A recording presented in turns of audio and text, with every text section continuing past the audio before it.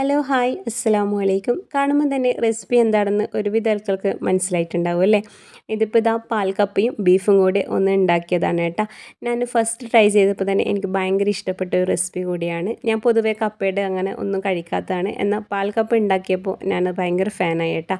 ഇതിപ്പോൾ 2 കിലോ കപ്പ നല്ലതുപോലെ വൃത്തിയാക്കിയിട്ട് ചെറുതായി കട്ട് ചെയ്ത് കുക്കറിലൊന്ന് 4 വിസിലടിച്ചെടുത്തതാണ്. അതൊന്ന് വേവിച്ചെടുക്കുക കേട്ടോ. അപ്പോൾ അതിലേക്ക് കുറച്ച് ഉപ്പും കൂടി ചേർത്ത് കൊടുത്തിട്ടുണ്ട്. അതുപോലെ തന്നെ കപ്പ മുങ്ങുന്ന വിധത്തിലൊക്കെ വെള്ളം ഒഴിച്ചു കൊടുത്തിട്ടാണ് വിസിലടിച്ചെടുത്തത്. ഇനിയിപ്പോൾ ഇതാ ഒരു തേങ്ങയാണ് ചിരകി എടുത്തിട്ട് അതൊന്ന് പാലാക്കി എടുക്കുന്നത്. 1-ാം പാല് വേറെ 2-ാം പാല് വേറെ ഒന്നും എടുക്കേണ്ട. എത്രത്തോളം പാല് കിട്ടുന്നുണ്ടോ അത്രത്തോളം നമുക്ക് മിക്സിയിൽ അടിച്ചെടുക്കാം. ഇനി ഇതിലേക്ക് നമുക്ക് ഒഴിച്ചൊന്ന് മിക്സ് ചെയ്ത് കൊടുക്കണം. ഈ കപ്പ കയ്യിൽ വെച്ചിട്ട് ഒന്ന് ഉടച്ചു കൊടുത്തിട്ടുണ്ട് കേട്ടോ. ഒരുപാടൊന്നും ഉടച്ചിട്ടില്ല, കുറച്ച് കട്ടകളൊക്കെ ഉണ്ട്. അപ്പോൾ ഇതാ ഇതിലേക്ക് ഞാൻ പാൽ ഒഴിച്ച് മിക്സ് ചെയ്യുന്നുണ്ട്. ഈ ഒരു സമയത്ത് ഫ്ലെയിം ഓൺ ചെയ്തിട്ടില്ല. അപ്പോൾ നമുക്ക് ഫ്ലെയിം ഓണാക്കാതെ തന്നെ പാൽ ഇതുപോലെ ഒഴിച്ചിട്ട് ഒരു ചട്ടനോ കയ്യിലൊക്കെ വെച്ചിട്ട് ഒന്ന് മിക്സ് ചെയ്തെടുക്കുക. എന്താ വെച്ച് കഴിഞ്ഞാൽ കുറച്ച് ഒഴിച്ചിട്ട് മിക്സ് ചെയ്തെടുക്കണം. പാൽ ആദ്യം തന്നെ ഒരുപാട് ഒഴിച്ച് കഴിഞ്ഞാൽ നമുക്ക് മിക്സ് ചെയ്യാൻ കുറച്ച് ബുദ്ധിമുട്ടാവും. അപ്പോൾ ഇതാ ഈ ഒരു സമയത്ത് ഞാൻ ഫ്ലെയിം ഓൺ ചെയ്തിട്ടുണ്ട് കേട്ടോ. എന്നിട്ട് പാൽ ഫുള്ളായിട്ട് ഒഴിച്ചിട്ട് ഒന്ന് മീഡിയം ഫ്ലെയിമിൽ വെച്ചിട്ട് നല്ലതുപോലെ ഒന്ന് മിക്സ് ചെയ്തെടുക്കുന്നുണ്ട്.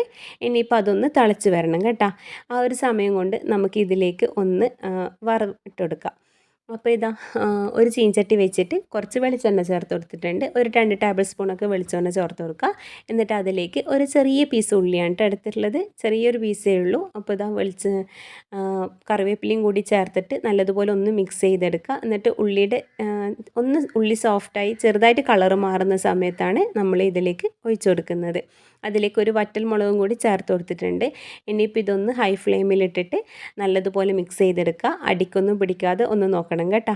അപ്പോൾ ഇതാ 1/2 കിലോ ബീഫ് എടുത്തിട്ട് ഞാനൊന്ന് വേവിച്ചെടുത്തിട്ടുണ്ട്. ചെറിയ പീസ് ഉള്ളി, ചെറിയ പീസ് തക്കാളി, 1 ടീസ്പൂൺ ഇഞ്ചിയും വെളുത്തുള്ളിയും പേസ്റ്റ്, പിന്നെ കുറച്ച് കുരുമുളക് പൊടി, കുറച്ച് ഉപ്പ്, കുറച്ച് മഞ്ഞൾപ്പൊടി, ഇതൊക്കെ ചേർത്തിട്ട് ബീഫ് ഒന്ന് വേവിച്ചെടുത്തിട്ടുണ്ട്. അതൊന്ന് മാറ്റിയെടുക്കുക കേട്ടോ ആ ഒരു കുക്കറിൽ നിന്ന്.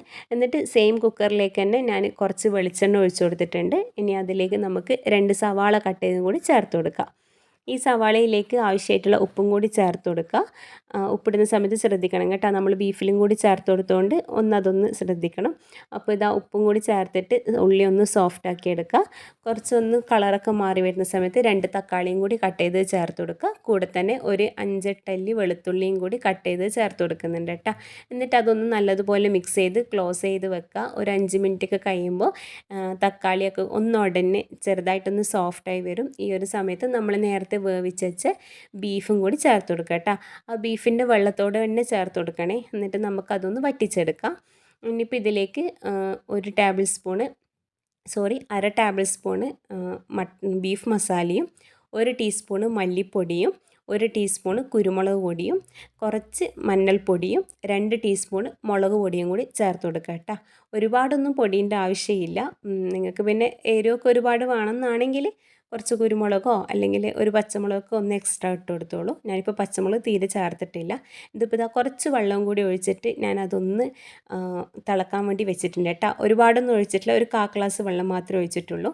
എന്നിട്ട് തിളച്ച് വരുന്ന സമയത്ത് മല്ലിച്ചപ്പും പുതിനച്ചപ്പ്, കറിവേപ്പില അതൊക്കെ ഒന്ന് ചേർത്ത് കൊടുത്തിട്ട് ഹൈ ഫ്ലെയിമിലിട്ടിട്ട് ഒന്ന് വറ്റിച്ചെടുക്കുക. നല്ല ടേസ്റ്റി ആയിട്ടുള്ള ഒരു ഐറ്റമാണ് കേട്ടോ. ഈ പാൽക്കപ്പ ബ്രേക്ക്ഫാസ്റ്റിനോ സൽക്കാരത്തിനൊക്കെ നമുക്ക് സെർവ് ചെയ്യാൻ പറ്റിയ ഒരു ഐറ്റമാണ്. എല്ലാവരും ഒന്ന് ട്രൈ ചെയ്ത് നോക്കുക. ഫീഡ്ബാക്ക് അറിയിക്കുക. ബൈ.